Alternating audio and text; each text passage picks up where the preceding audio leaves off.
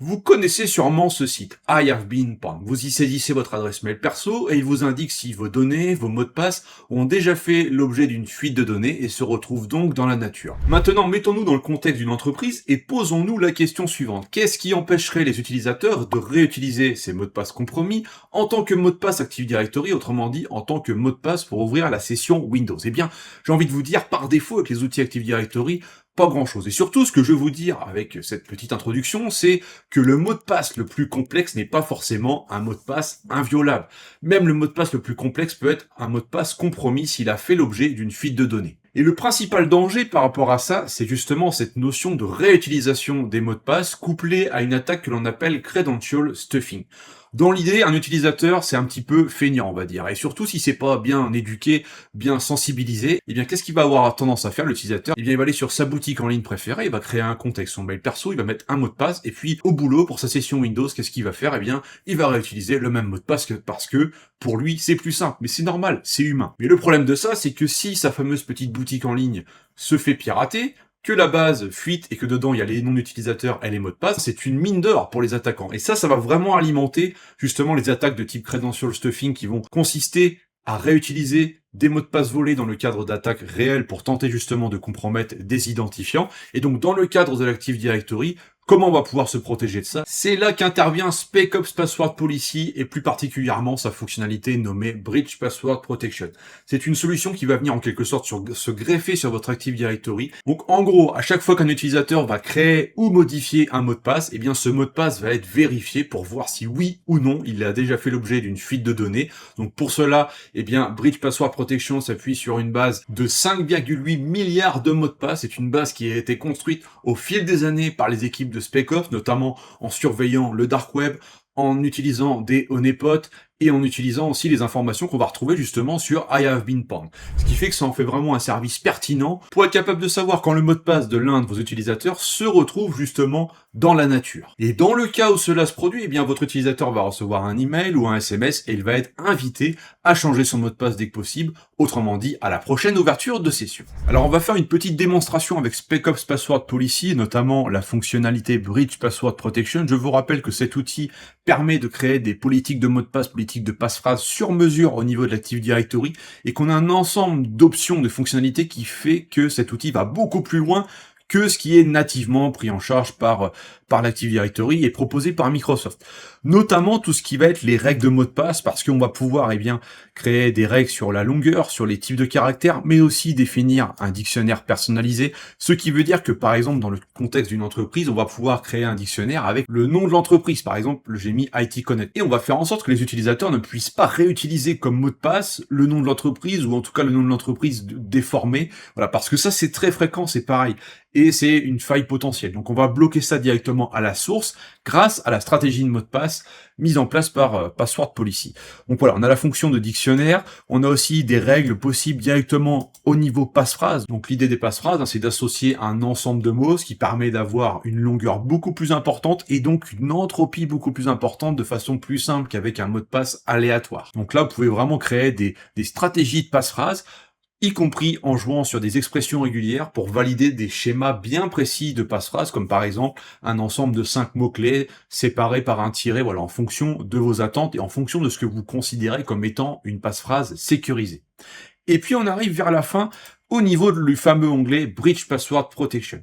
Alors on a deux statuts là-dessus. On a le Password Change. Là, c'est une vérification qui va être faite dès qu'un utilisateur va changer un mot de passe. Cette vérification, elle peut être faite en local grâce à ce que l'on appelle l'Express List. C'est une liste qui est mise en cache sur votre serveur et qui permet de voir si le mot de passe est déjà compromis ou non en s'appuyant sur cette fameuse liste. Et j'en profite aussi pour préciser que ça travaille sur les hash des mots de passe. Et à aucun moment on manipule les mots de passe en clair de vos utilisateurs. Et puis on va quand même faire une vérification via la base complète, vous savez, la fameuse base qui a près de 6 milliards de mots de passe compromis.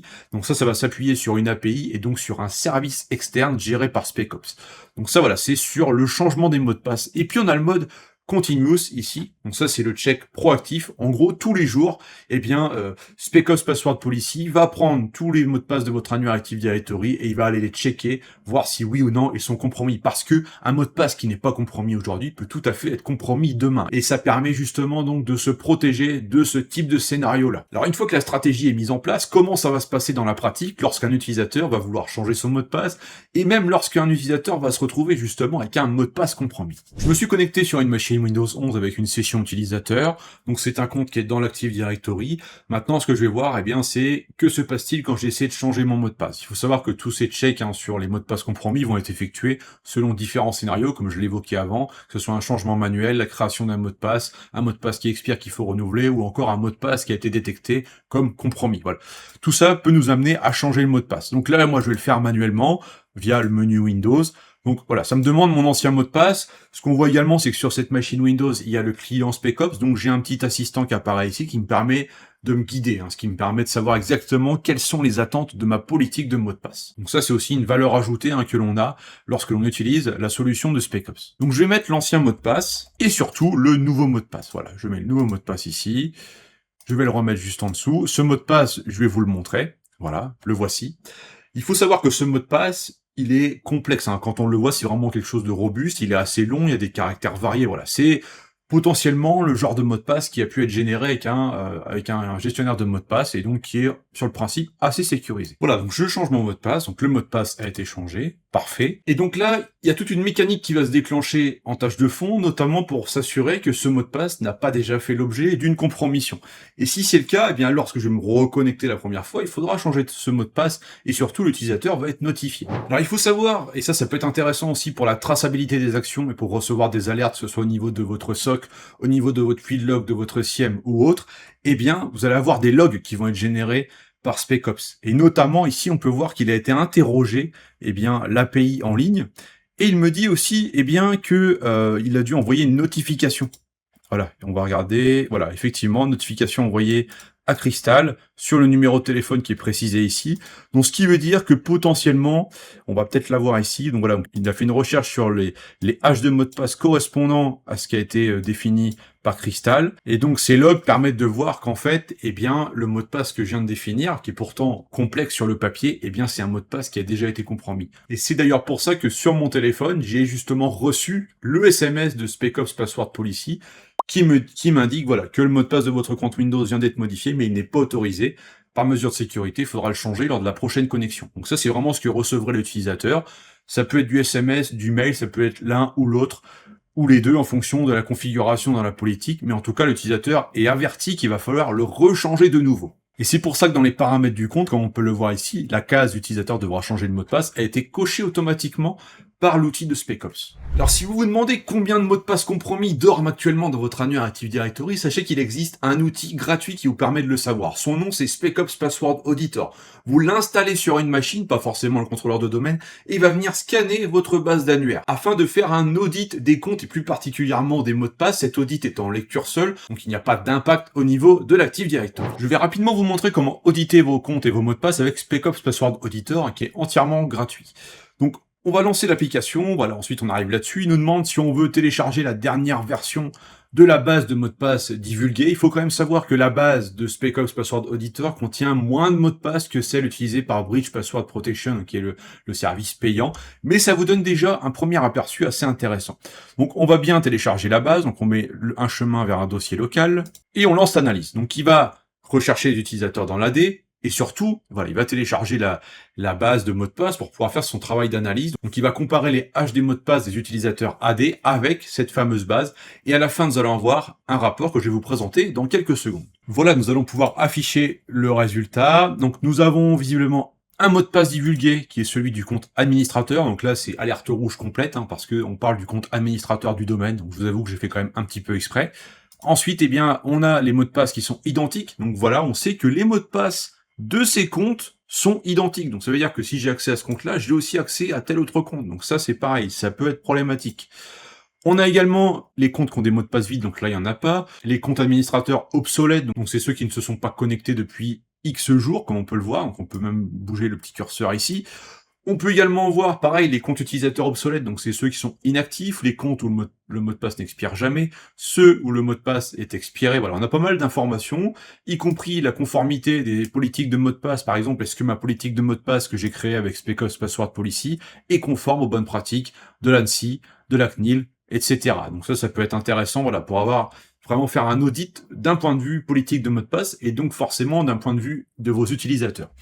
Si on fait retour, on a aussi téléchargé le rapport. On peut avoir un rapport en français. On va voir que ce rapport prêt à l'emploi peut vraiment être déposé sur le bureau de la DSI, du RSSI, parce que il est très bien fait, il est en français. Tout va être résumé de façon très propre. Donc je vais vous montrer ce fameux rapport. Donc le voici, on a l'en-tête. Donc on a un récapitulatif ici avec les catégories, le niveau de risque, le nombre de comptes concernés, une petite description. Donc ça c'est plus pour la partie décisionnelle. Et puis après on a vraiment le détail. Donc en gros c'est ce qu'on retrouve au niveau de cette interface, mais de façon présentée sous la forme d'un rapport qui est vraiment propre, et en français, j'insiste bien là-dessus, comme je l'évoquais. Donc là, voilà, on a bien les mots de passe divulgués, donc tout est repris à cet endroit-là. Et on peut voir d'ailleurs que le mot de passe de Crystal, qui est pourtant compromis, qui a été divulgué, ne remonte pas avec SpecOps Password Auditor, ce qui montre bien cette différence que j'ai évoquée entre la version gratuite SpecOps Password Auditor et la version SpecOps Password Policy, qui elle va beaucoup plus loin, avec une base qui est plus enrichie. Voilà, cette vidéo touche à sa fin. Si vous voulez aller plus loin dans l'audit des mots de passe, vous pouvez regarder vers des outils gratuits comme le module PowerShell DS Internal. Vous avez aussi l'outil Pass Tester qui est en PowerShell. Mais voilà, ça n'ira pas aussi loin que ce que je viens de vous montrer. Ça ne fera pas forcément un joli rapport non plus, mais ça peut vous permettre aussi d'avoir une analyse. N'hésitez pas à me dire ce que vous en pensez dans les commentaires de cette vidéo, puis je vous mets tous les liens qui vont bien dans la description, notamment pour demander une démo de SpecOps Password Policy, ou même pour télécharger dès maintenant l'utilitaire gratuit. Donc n'hésitez pas à checker tout ça et à me dire ce que vous en pensez, et on se retrouve très vite. Ciao.